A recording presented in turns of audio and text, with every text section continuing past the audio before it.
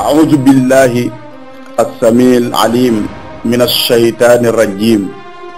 بسم الله الرحمن الرحيم الحمد لله الذي وفى والصلاة والسلام على المصطفى وآله وصحبه أهل الصفا الحمد لله القائل في محكم تنزيله والعصر إن الإنسان لفي خسر إلا الذين آمنوا وعملوا الصالحات وتواصوا بالحق وتواصوا بالصبر أما بعد أيها الإيمان والإسلام والإحسان السلام عليكم ورحمة الله mbokk yi yéen ñi nga xam ni yéen a ngi ñuy topp ci seen émission xew-xewu jamono xew-xewu jamono nag li tax ñu indi ko gannaaw ba ñu leen nuyoo ziyaare ñëpp moo xam fu ab sénégalais mën a nekk ci àdduna bi rek ñu ngi lay wax asalaamualeykum waaye nag li tax ñu indi émission xew-xewu jamono ngeen ànd ceeg seen mbokk Imam Dramé mooy xam ngeen ni tey Sénégal wala ñu ne àdduna bi ci boppam dafa nekk ci crise te xam ngeen ni crise yëpp crise bi ci gën a jafe gën cee naqaree régler mooy crise de repère crise de référence crise des valeurs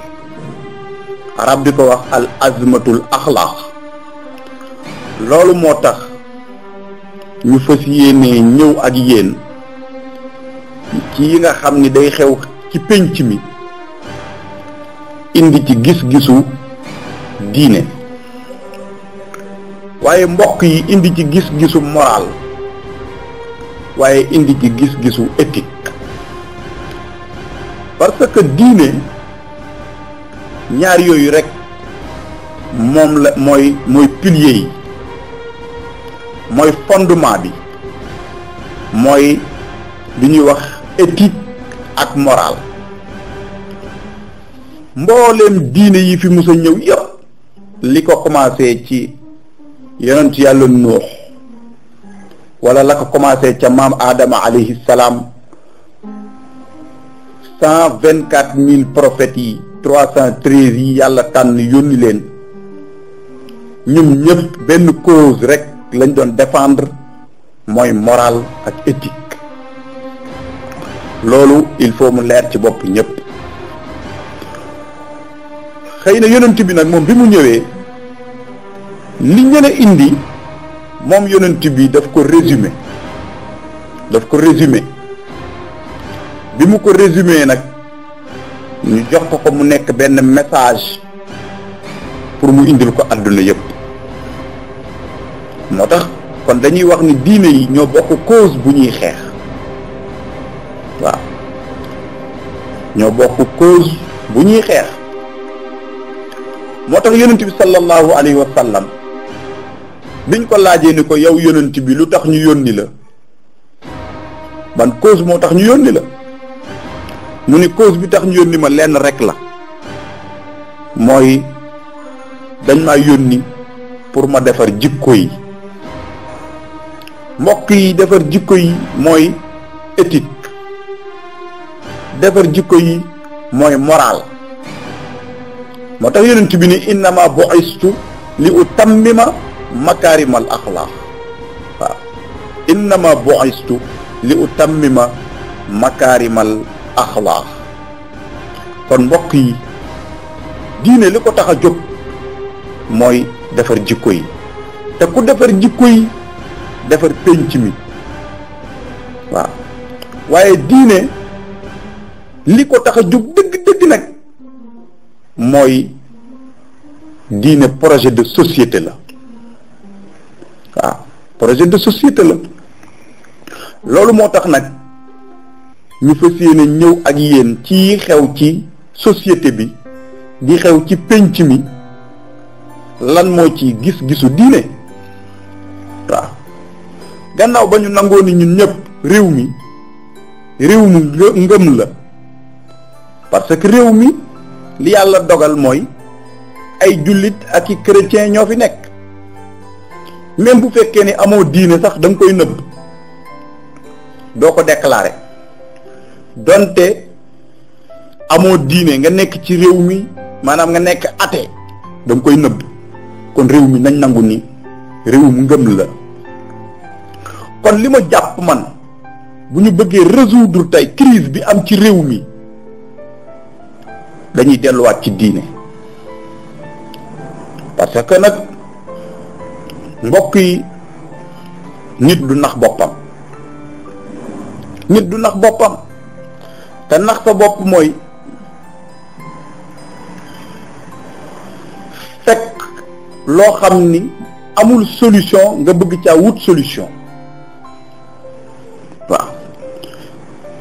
fekk loo xam ni amul solution nga bëgg caa wut solution li ma gëm man mooy tey crise bi nekk ci réew mi crise de repère la. crise de référence la te crise boobu pour ñu résoudre ko il faut nag ñu am courage ñu delluwaat ci diine tekkiwul ni dañuy àtte l'islam ci réew mi il faut tamit mu leer bala ñuy def diabolisation parce que Sénégal dañuy diaboliser ay wax waaye dañoo ni nañu delluwaat ci sunu ndono mooy lan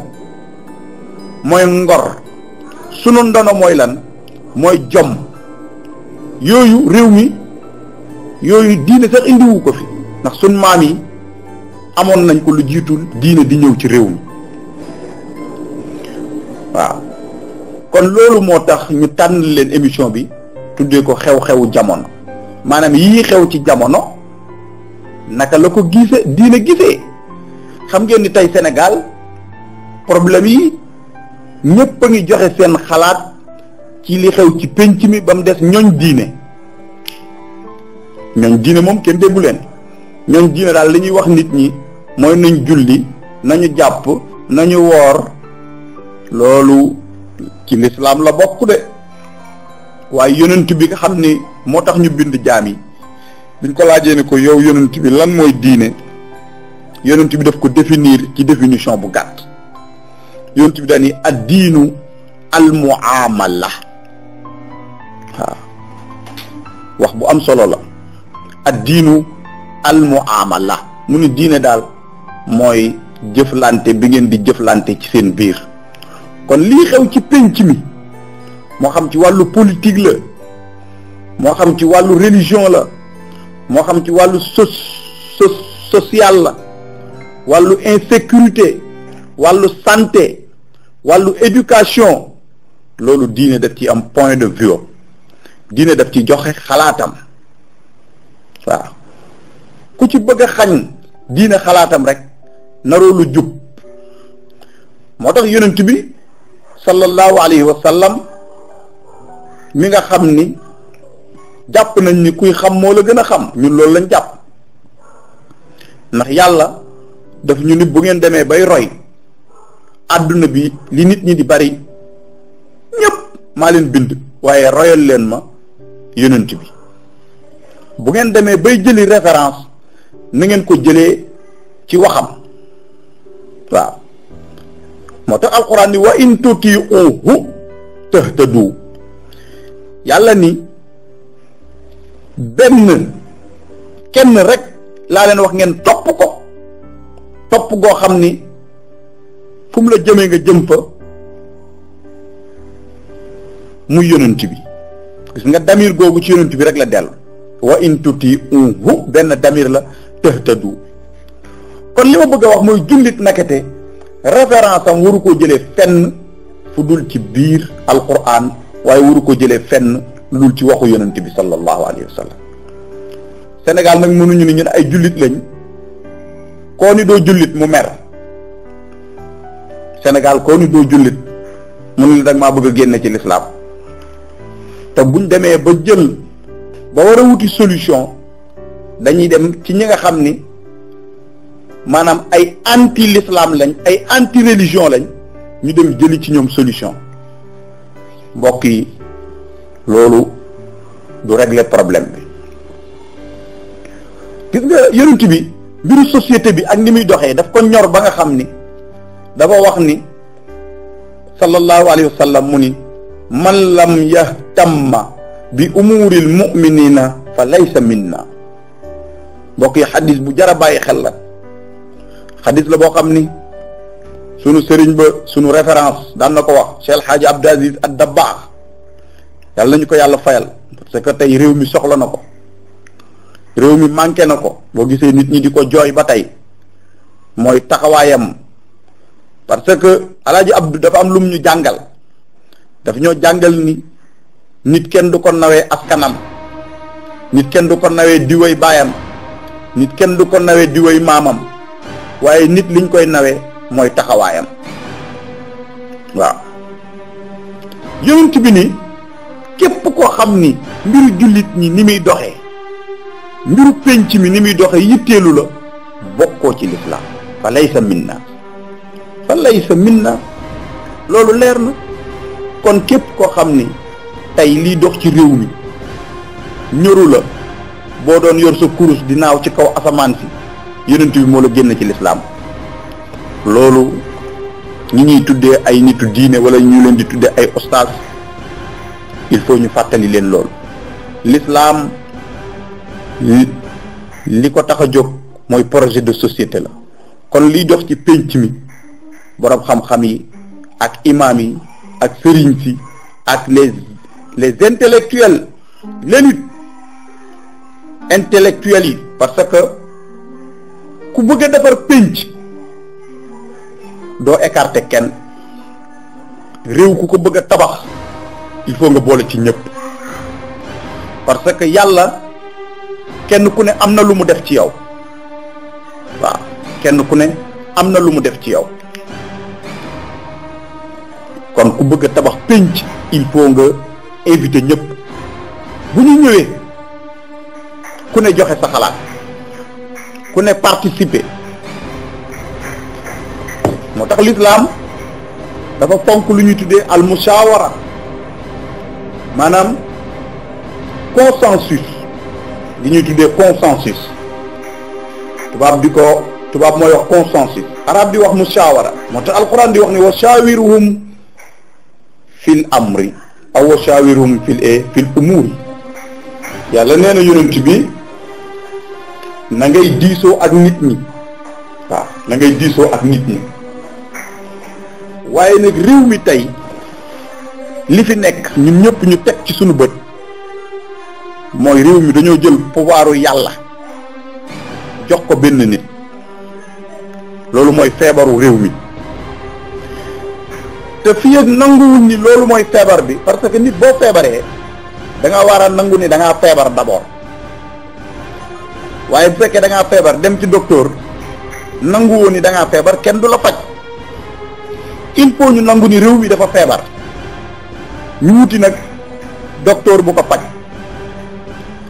parce que réew mi ku xam tey li fiy dox da ngay nangu ni réew mi dafa feebar.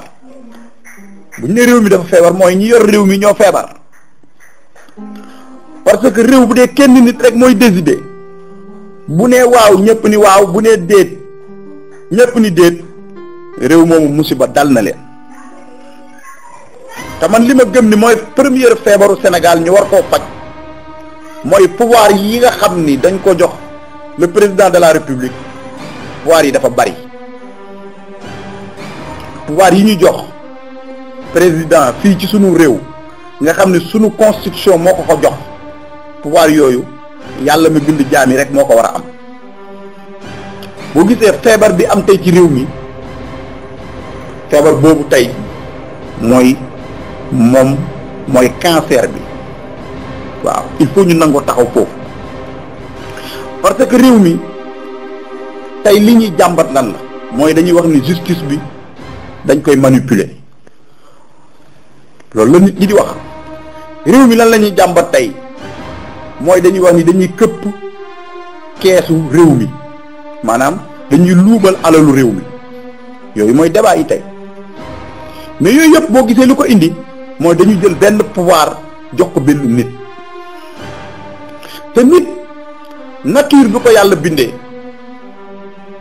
kenn du ko jox yenn pouvoir yi waaw gis nga yonent bi li muy fort am na pouvoir boo xam ne yàlla daf ko téewoon joxu ko waaw yonent bi am na yenn pouvoir yoo xam ni yàlla dañu ko moomoo ko man maa ko moom waaw lu mel ni wàllu njub yàlla daf ko cee delloo si ni ko yow yonent bi li ma lay bëgg-bëgg li tax nga bind li tax yow yaa tax ma bind jaam yi ndax wa maa xalaqa arrahmanu siwa sayidil mahmudi huwa habib yow yaa tax de ma bind jaam yi lépp lu ma bind yaa tax waaye nag ndax nit dina jub wala du jub nekkul ci sa loxo waaw innaka la tahdi man ahbabta nekkul ci sa loxo de walakin li fi nekk allah yahdi walakin allah yahdi yàlla mooy jubal ku ko neex loolu liñ ci war a jàngee mooy yàlla am na pouvoir yoo xam ni joxu ko yonent bi lu yonent bi li muy fort daan na jël décision saxaaba yi ne ko ya Muhammad décision bi nga jël da nga koo jël ndax waxyu la buñ ne waxyu mooy loo xam dafa jóge ci yàlla malaaka ñëw jox ko yonent bi wala xibaar bi sa xalaat la bu dee sa xalaat la de dañ ciy joxe sunu xalaat ñun waaye bu dee waxyu la nag sami'na wa ata'na bu dee waxyu la moom dañ koy topp rek dañ koy dégg ba pare topp ko ku mel ni Seydina Omar ibnul Xattaab nga xam ni nekkoon na amirul mu'minin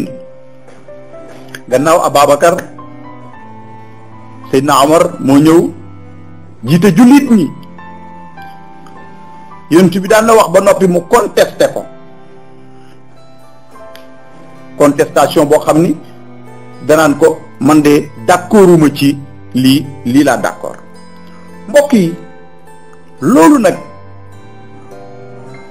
tey moo manqué ci réew mi benn nit rek moom lañu jël pouvoir yépp jox parce que réew mi ni mu tëddee président de la république moo fi nekk moo yilif premier ministre sax amatul waaye moo ko yilifoon yilif ministre de la justice yilif ministre de l'intérieur yilif procureur lépp loo xam ni pouvoir la dañ ko concentré jox ko benn nit loolu tey bu ñu bëggee résoudre sunu problème réew fexe ba sunu démocratie continue di dund fexe ba bokk ci démocratie yi gën a mag il faut loolu mu nekk loo xam ni dañuy toog diagnostiquer ko xool nan la ñuy wàññee pouvoir yooyu waaw parce que Sénégal mais Afrique d'une manière générale parce que tubaab yi loo leen contre di nga am loo leen nangul mooy tubaab yi ñoom gëm nañ démocratie wala yenn ci réew yi gëm nañ démocratie parce que bu ñu demee ba gis ni lii kat day jatang seen démocratie ñoom dinañ nangoo toog ci taabal tinki jatang boobu mais Sénégal depuis mu am indépendance ba tey li fi nekk nii rek moo fi nekk boo gisee réew mi demul fenn bougéwul am na ñaari alternance mais réew mi demul problème yi ñu doon jàmbat ca Senghor ba tey moom la ñuy jàmbat même système bi fi nekkoon ci jamonoy Senghor moo fi nekk ba tey lu ko waral mooy amuñu courage yu fi feebar bi nekk ñu fekk ko fa faj ko te tey fi feebar bi nekk dëgg-dëgg mooy pouvoir yi ñu jox président dafa bari waaw kon pouvoir yi il faut ñu wàññi ko loolu nag parce que yàlla dogal na ki fi nekk di président Macky Sall li ko fi dese bareetul parce que ñeenti at moo ko fi dese 2024 incha allah bu ñu yàlla mayee jàmm dañuy am beneen président comme état continuité la kon dès maintenant war nañu commencer di xalaat ci loolu ku bëgg a yoraat réew mi 2024 nga ñëw ci problème yooyu problème yi nga xam ni tey pouvoiru président am na ko parce que mooy li ma wax problème bi yëpp benn problème la mooy benn ordre la kenn nit moo koy joxe te kum ko jox boo ko appliqué wul loi bi dal ci sa kaw boo gisee man bu ñuy wax ñi sunu magistrat yi di wax procureur yi ma ni leen procureur yi defuñu dara magistrat yi ñu am courage lañ parce que ci réew mi lañ ñu jànge mais système biñ leen dugal kuñ fa dugal mu tënk la kon il faut ñu libérer leen bu ñu leen bëggee libérer nag li ñuy tuddee les élites intellectuelles ñooñu ñooy xalaat ci loolu ñooñu ñoo war a jóg xalaat ci loolu parce que mbokk yi bu leen kenn nax ku bëgg a soppi mbir yi kenn nit du soppi mbir yi ab génération ñooy jóg taxaw soppi mbir yi waaw ab génération boo dégloo am na benn philosophe bu mag bu ñuy wax Frantz Fanon disait chaque génération doit dans une relative opacité découvrir sa mission, la remplir ou la trahir. Frantz Fanon moo waxoon loolu génération bu nekk am nga mission boo découvrir ci sa kanam mission bi nag da nga koy remplir rek war a nga trahir ko waaye réew du ab minorité moo koy tabax réew mbooloo maanaam peuple ñooy jóg tabax réew waaw moom la Thomas Sankara waxoon borom xam-xam bu mag ba panafricaniste ba nga xam ni ba léegi histoire mënu ko fàtte waaw Thomas Sankara disait ce que les élites ne font pas pour le peuple le fera pour lui-même waaw loolu Sankara moo ko waxoon nee na buñ demee ba peuple maanaam élite yi intellectuels yi boroom xam-xam yi njiit yi jóguñu pour taxaw pour peuple bi nee na peuple bi jóg taxawal boppam kon mbokk yi te loolu Thomas Sankara waxu yàlla la parce que yàlla wax na ci biir alquran ni inna allaha la yughayyiru ma bi qawmin hatta yughayyiru ma bi anfusihim waaw Allah ne modifie point l'état d'un peuple tant que les individus qui le composent ne modifient pas ce qui est en eux-mêmes loolu alquran la kon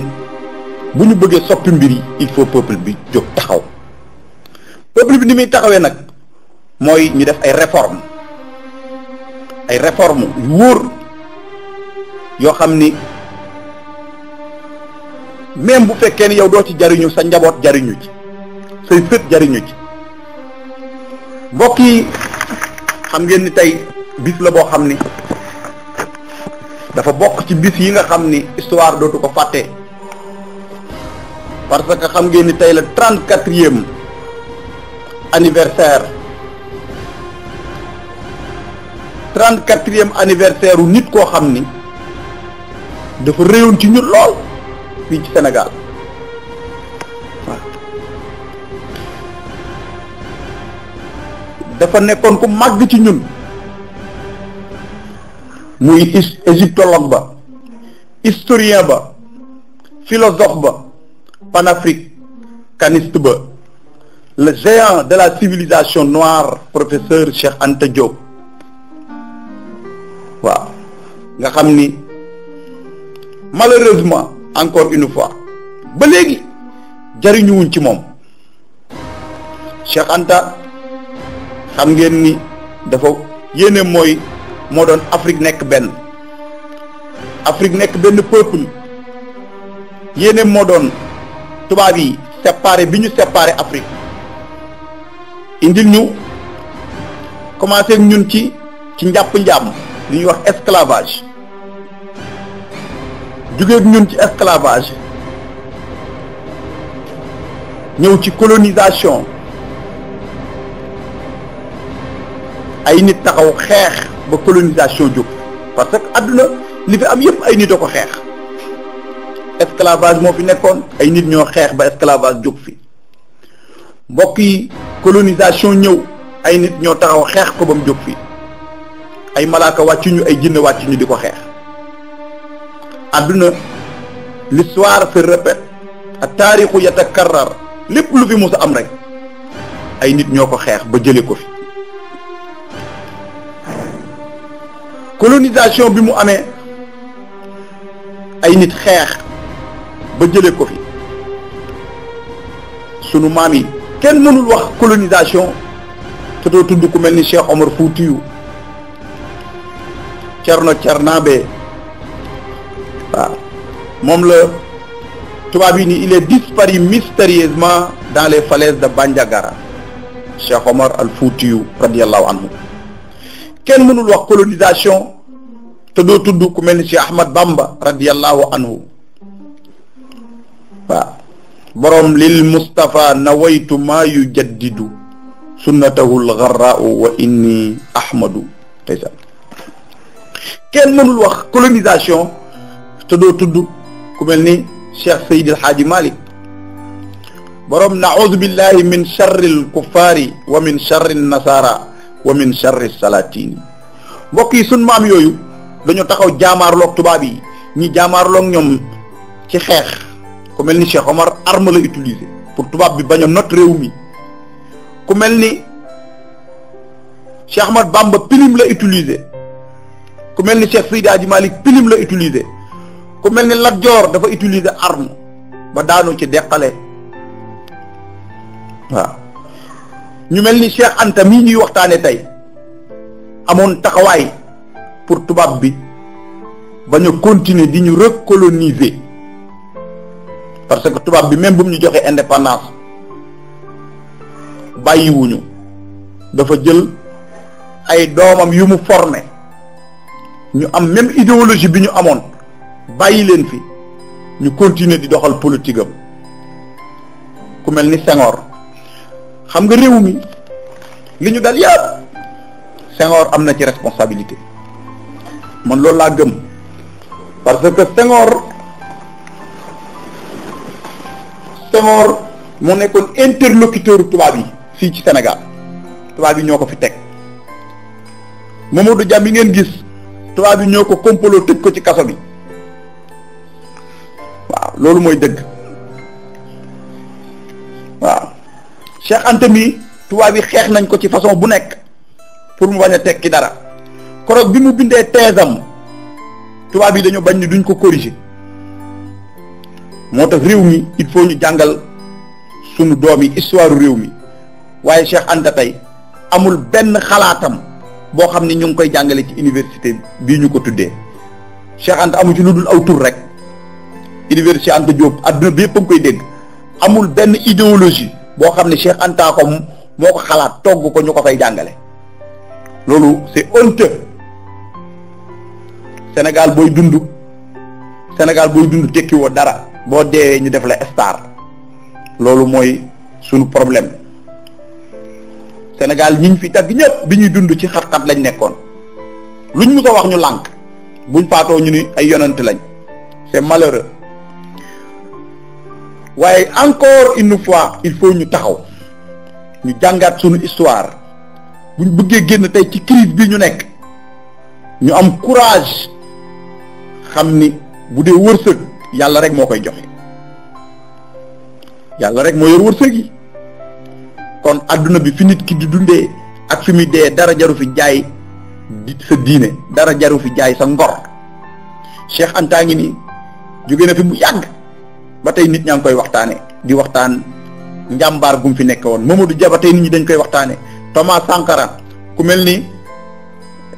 Nelson Mandela bi nga xam ni moo libéré Afrique du Sud tey, waaw ñooñu ba tey ñu ngi leen di waxtaane. mais ñi fi nekkoon di def safaan ba tey foo leen tuddee ñi xam dañuy dummóoyu. réew mi foo tuddee Senghor nit ñi dañuy dummóoyu parce que xam nañ li ñu dal Senghor moo ñu ko teg. parce que Senghor dañu ni bëreet am indépendance, Senghor ni pincez tous vos bras, frappez les balafons. mbokk yi réew mu départagul amagul di soog a am indépendance nga ni nañ tëgg tama yi. Senghor daan wax ni njariñ loo fekke. kon li duuf ci nag wi xajul ci cin li, waaye seen émission xew-xewu jamono lépp luy xew ci pénc mi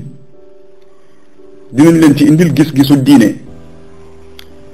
gis-gisu yàlla mi tax yàlla mi bind jaar yi gën a xam ñépp nit ñi.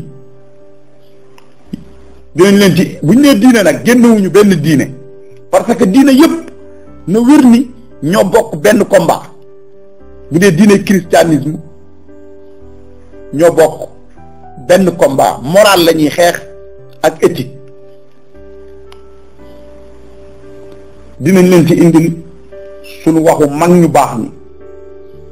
parce que ñu gëm nañ ni réew mi guute gii mu dugg buñ ko ci bëggee génne il faut ñu jàngalaat nit ñi